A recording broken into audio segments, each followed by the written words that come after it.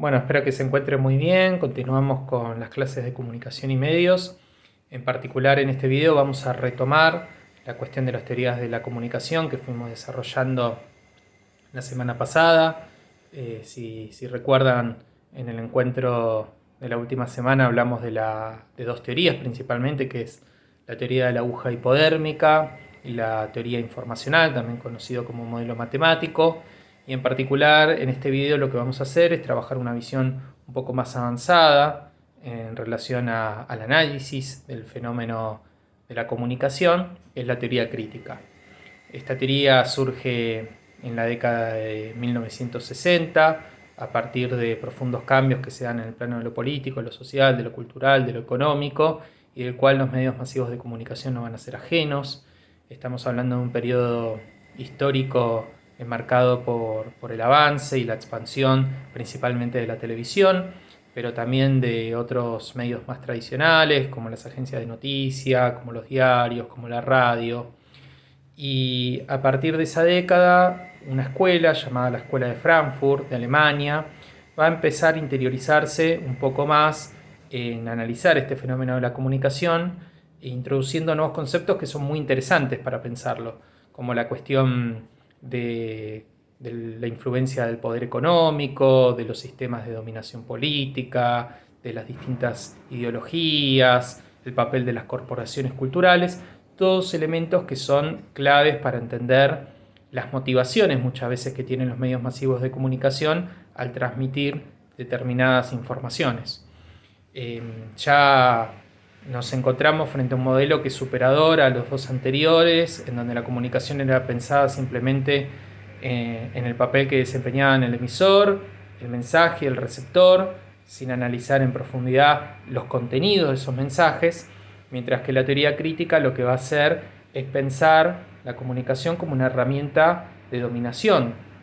en donde se presentan desigualdades entre quienes producen la información masiva,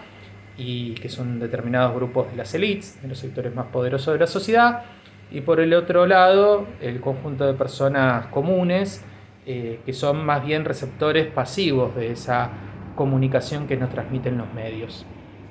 La teoría crítica va a introducir conceptos como la cuestión de la industria cultural, del hecho cultural, de las comunicaciones colectivas, que son elementos muy importantes también para pensar la comunicación. Por ejemplo, y profundizando un poco en la cuestión de la industria cultural,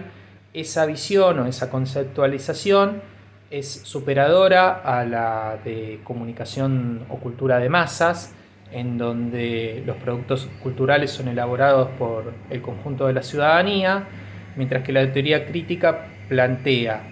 que los consumos culturales son generados fundamentalmente por quienes son los dueños de la industria cultural. Por ejemplo, yo siempre tomo el mismo ejemplo, pero que me parece que es muy ilustrativo. Nosotros acá en la Argentina conocemos mucho sobre la cultura, la música, por ejemplo, de los Estados Unidos o de Inglaterra. Conocemos un montón de bandas de esos países y muchas veces, si nos preguntamos qué conocemos más, por ejemplo, la cultura de todo un continente como África o la cultura de los Estados Unidos, es muy probable que conozcamos mucho más de la cultura de los Estados Unidos. ¿Por qué? Porque la industria cultural de ese país es mucho más poderosa que las industrias culturales de prácticamente todo el mundo. Entonces, lo que introduce la teoría crítica, que es una visión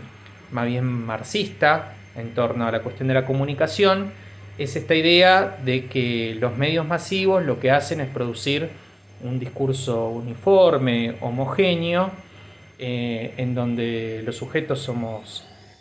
actores más bien pasivos del proceso comunicativo, y en donde las nuevas tecnologías de la información y de la comunicación, como es el caso de la televisión, ayudan a la consolidación de estos discursos uniformes. Bueno, espero que se haya entendido. Después, en el próximo video vamos a seguir hablando de otras de las teorías claves de la comunicación, que son los estudios culturales. Seguimos hablando a través del grupo.